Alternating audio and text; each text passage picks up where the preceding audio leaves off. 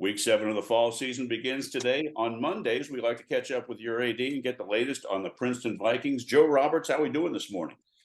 Rob, it's been a fantastic weekend. It's going to be a fantastic week. We're doing great. Yeah, it's can't believe we're in week 7 of the football season. Girls tennis and golf are starting to wind down, getting into championships. I looked out at 8 o'clock last night and I was like, oh man, it's dark. So it's we're getting close to fall. Yeah, I think I heard someone from Columbus say in an email this week, and it's just amazing to me to imagine this. We are at the halfway point of the fall season for every sport, and we're wrapping up, like you just said, golf and tennis. I mean, you talk about a year that's just absolutely flying. Yeah. And coming from a person who doesn't want to start as early as we do, I mean, we're blowing through the fall season, so it's been amazing. Well, I know it's raining today, but the one thing you've done this for a long time. I can't remember a fall season weather-wise that's been this cooperative for all sports. Yeah, I will never uh, complain about but I don't complain anyway about the weather. But how beautiful has this been from that standpoint? We are truly blessed with what we've had. We've had some incredible sunsets, Yep. and to be able to watch that has just been it's really great. And our weekends have been Just gorgeous. tops. Yeah, Yeah, we had 1 week of really hot that we had to yeah. manage, but we didn't have our week 2 lightning delays for football. Knock on wood. And it's just been it's been a good fall. So Yeah, let's jump in. Let's jump into the pool with a good segue there. Let's talk water great way to polo. start. Let's go. Yeah, Let's go boys water polo. Looks like you guys had the Packer recently, and how'd that go, Joe? Because that's such a big we did. event. We had the 30th Chad Gary Packer Classic here in remembrance of longtime water polo official coach and just longtime Princeton supporter, and just really had a great event this past weekend here, Friday and Saturday. Saw some great matches. Our kids really did battle, and they were right there in it with St. Charles, who's currently ranked number 1. Right. They were right there in it all the way to the end with St. Charles. If I remember right, I think we lost by 3. Yeah, it was But 11-9. 11-9. 11-9, lost by 2.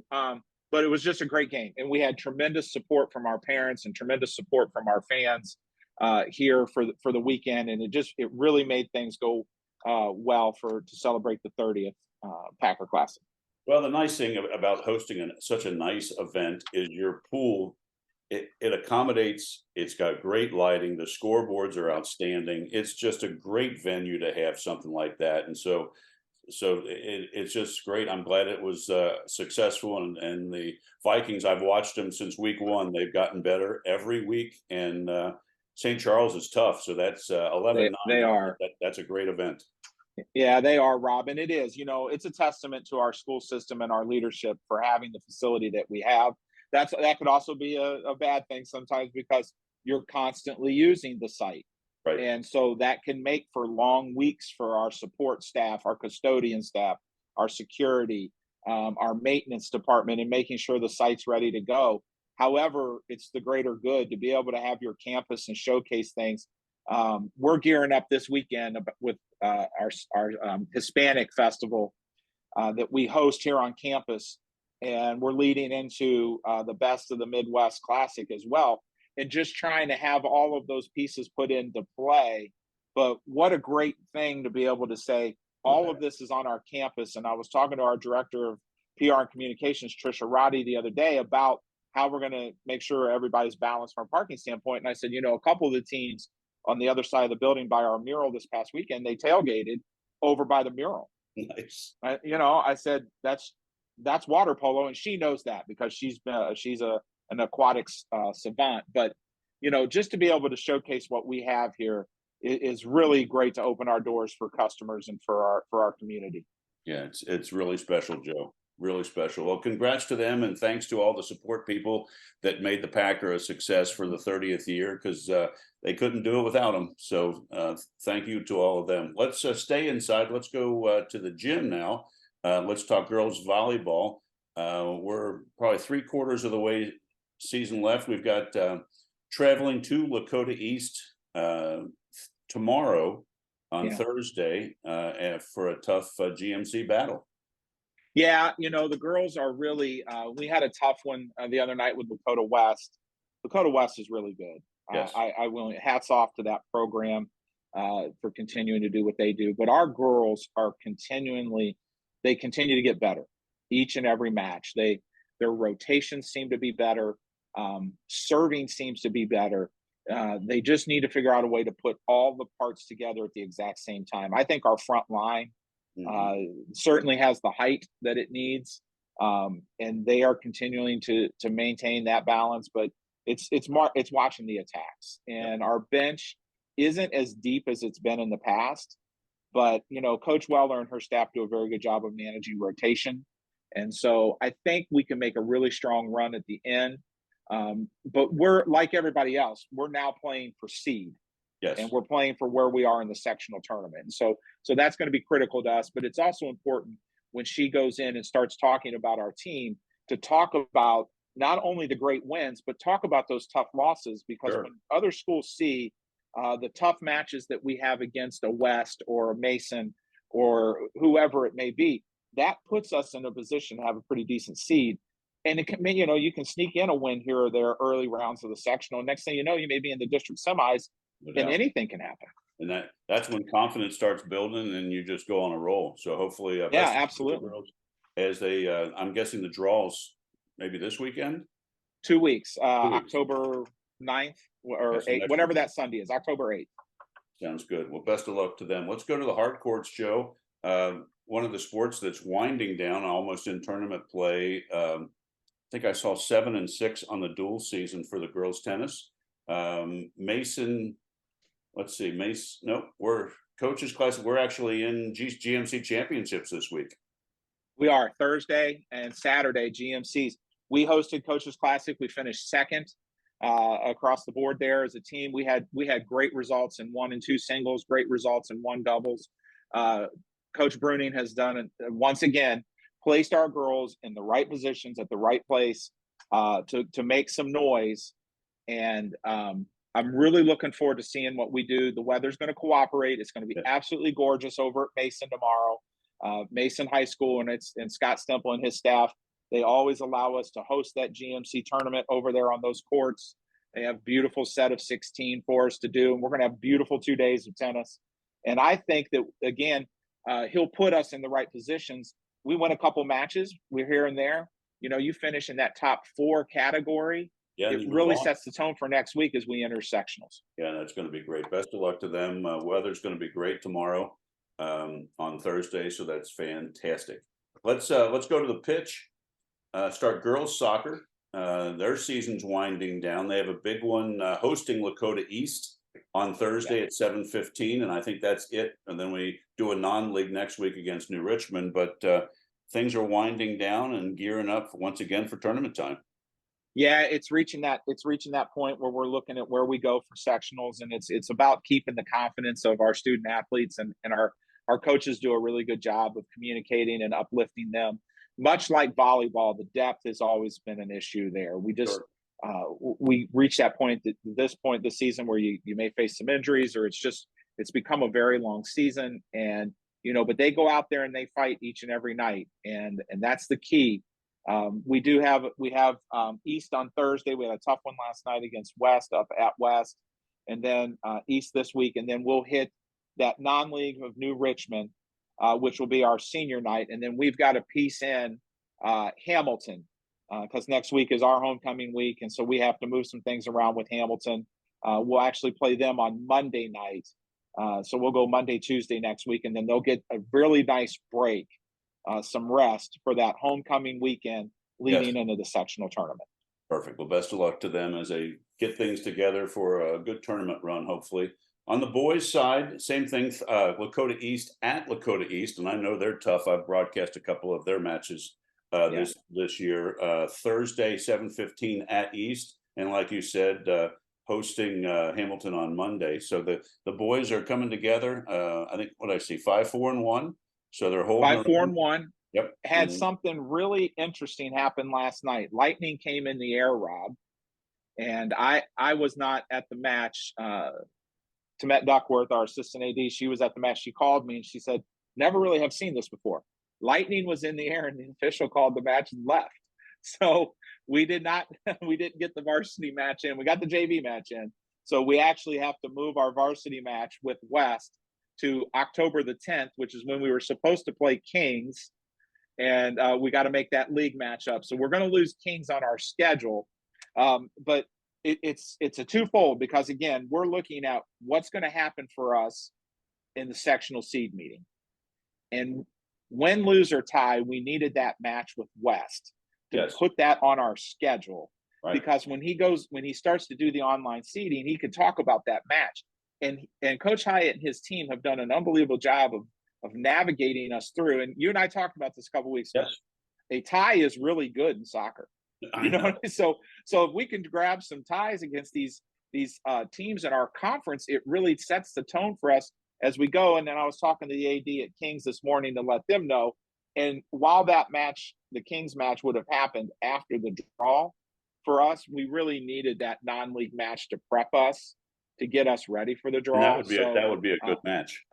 That would be a very good match. And so we're short end on that, but we're up end on the fact that we're going to be able to pick West up on the 10th and then get us right into the tournament. So it's been a great season for our boys soccer team, and greater things to come.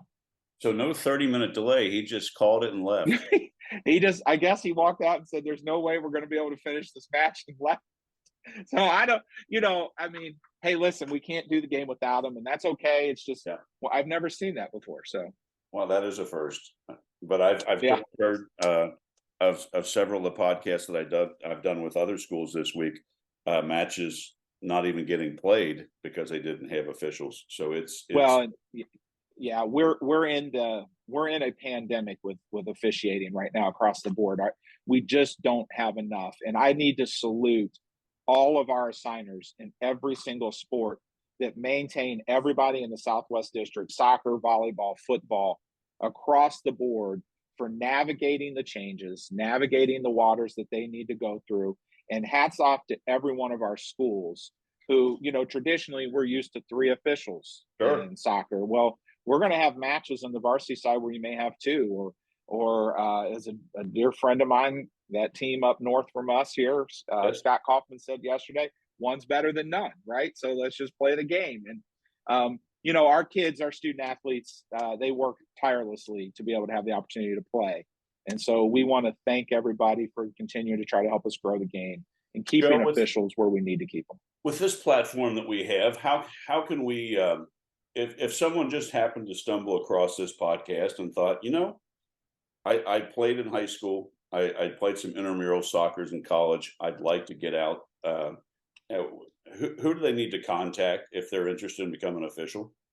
Absolutely. I would highly recommend, first and foremost, contact the school that they are affiliated to. So if they live in Loveland, contact Loveland's athletic department. And then we, as athletic administrators, we can navigate them to the right places. We can get them to the OHSAA website where they can start taking the classes. Many school systems are offering classes now as part of their curriculum, but we can get them there. We can get them in front of assigners who can help train them. And depending on the sport that they may be interested in, the local associations, they start to have their annual meetings. We host the Southwest Basketball Officials Association here. We also do baseball and softball here. They use our site to do their trainings. But between the local school administrator and the OHSAA, we can get individuals in. And I will say this, age has no boundary. Obviously we're not going to put somebody that's in high school or younger on varsity competitions, but if you are interested in it, there is a sport out there that we need officials for. And that goes for swimming, water polo, volleyball, soccer, football. We need individuals that might have interest in it. And so we're here to try to help grow that and build that. And I know Bo Rugg and his staff at the OHSAA, they are really making a strong initiative to keep growing that end of it, because without officials, we don't have the matches. Right. Outside of this, let's you and I talk, because I think I could help, get that platform out there, because I think that'd be great. Yeah, that'd be fantastic. Do a lot of broadcasts, and I don't think I've seen a 3-man crew on soccer this year. and it's Yeah. I think we can fix that. We just got to get the word out because Yeah, that'd be great, let's Rob. use soccer as an example, Joe. I know basketball is tough. The fans on refs in basketball, that can be pretty tough. I just don't see it in Sure. soccer. Maybe there's an offsides here or there that the fans get a little unruly about, but soccer just seems like a good sport to get in and be a part of. Well, and it is without question. But fans are fans. Yes. We have that initiative, and I'm a fan just as much as anybody else. And so we all spend that time, telling the official how we feel and how we should have called the game. But we as school leaders, we help with that process as well. And at the end of the day, we want the kids to play the game. Yeah, no question. Yeah. So if you're interested, get in touch with your local AD, and the compensation for being an official at the OHSA level has been stepped up, and it's decent money. You're not going to retire on it, but it's good side hustle money, and be a part of it because we need these kids to play their games. So, all right, let's switch over to the links. Once again, another sport that's right smack dab in tournament time: boys golf, girls Yeah. golf. Yeah. I'll go this way. Last night, boys and girls both played out at Miami Whitewater. We had Oak Hills and Coleraine, and gosh darn it, our girls had a chance to get their first win. And the last group got the horn went off Oh, because there come was on. Oh. lightning in the and they pulled the last group off of 8, I think it was. And they had a chance, but be that as it may, they had a great season, and our girls team is going to finish their season this coming Thursday up at Hamilton Elks with Lakota West, and I believe Middletown may be there as well. I'm not sure, Okay. but it'll be the senior night for the girls golf team, and they'll close out the season. We're not going to Coach Herb. We've been back and forth between 5 girls and 4 girls, and we're not going to do the sectional tournament for them. They're young. They're still Sure. growing. We've got 2 seniors. And so that part of it has been a great experience for them. But the boys, they go out last night. They shoot, sub 50. We had 2 that were, I believe, 47 and 48 respectfully. But again, Coleraine and Oak Hills out there for the boys. But we were at Miami Whitewater again, and we're at Miami Whitewater intentionally because that's the sectional site. Okay. So our boys team this past weekend got to play in the Best of the West. They were on that course again. I believe we've had 5 different rounds at the sectional site between dual matches or invites or what have you that's been out there. And I know that Coach Suker is taking the kids out there Monday for another practice round before we tee it up on October the 4th, Wednesday, for the sectional tournament. So getting them on that course and getting the familiarity that they need, because it is about placement. It really truly is. Where do you want the ball to sit? Where's your approach need to be off the tee? And so I think our boys have been, it's a very tough course. And I can tell you, they set the course up on Sunday at Best of the West, just like they will for sectionals. Okay. Obviously the pins will be put in a different possession, but when you look at tee boxes and where things were, it was set for how it will be for the sectional tournament. So I think we've got to, Coach Suker believes that from an individual perspective, 80 can get you out. Mm-hmm. And I think we have 2 young men that can get out, but they've got to play their best. They can't go in there and not. But be that as it may, we've had a great season there. We'll wrap up senior night is tonight. Okay. Jack Reynolds, our lone senior on the boys golf team, we're over at Glenview for a match. And so we'll recognize him tonight and then get ready for the tournament. That sounds great. Best of luck to them. Hope they have a great experience and try to get through in the tournament. Let's go over to the gridiron. Traveling to Fairfield, week 7. Fairfield's always tough, but I think if the team plays the way Coach Parker wants them to and executes the game plan, it should be a successful night for the Vikings. But it's a league match, so you just never know. I mean, we saw that last week at Hills. Yeah, we can go round and round on take the win and move on, type thought. But Coach Parker again is the rock and the foundation of what's happening there, and the fact that it doesn't phase him, or he doesn't express the phase until after. Right. And he knows that it just seemed like last week that we just were, just kind of going through the motions. And is that because it's week 6? Is that because, Oak Hills is a little bit of a distance? I don't know. The weather was perfect. Conditions were favorable. People need to be excited about a Friday night. Oak Hills is a good football team. They have gotten better week in and week out. And so hats off to what's going on in our league, but it also shows again how deep the GMC is. Yep. You know, we're kind of keeping the emotion in check. The fact that I saw the other yesterday, I think it was, we haven't been 6-0 since 1993. That year we went 9-0 and then lost that 10th game. But there's a lot to be said there. And yes. he and I talked a little bit yesterday about, when is it good to say that a loss helps? And I don't think there is a good or a bad. It depends on what that driving, motivating factor is. We are heading over to a Fairfield Friday night that's going to be an intense football game. No doubt. They're strong. They're fast. I think defensively we outmatch it a little bit, but I mean we're going to have to get healthy for one, and we're going to have to come in there with the mindset that we're here to play. Sure. And I know that our coaching staff has been doing that. I know Monday and Tuesday was a really rough day in terms of practice. They had really hard practices yesterday. And so I think that's been really important. We'll see how the weather is today and tomorrow, but let's get ready to go Friday night. I mean, we're excited. It's the Skyline game. It's going to be a great atmosphere. Fairfield is always a great atmosphere. It's right up the road for us. So we'll have a wonderful night, camo night for the Red Rage. And so we're excited about that too. That sounds great. We'll have the live broadcast. Lee Mallon on the call, VikeNation.org. You can watch it one click away. And let's see. So best of luck to the football team and get that 7th win and come back home and get ready for homecoming the following week. Let's wrap this week's show up, Joe, with cross country. Looks like, talk to me about the Princeton Invitational at Landmark. How'd everything go? Absolutely. Well, first and foremost, the weather. Yes. I mean, you cannot ask for our grounds and maintenance staff and our cross country coaches, grades 7 through 12, work tirelessly to make sure that event is a success for our students.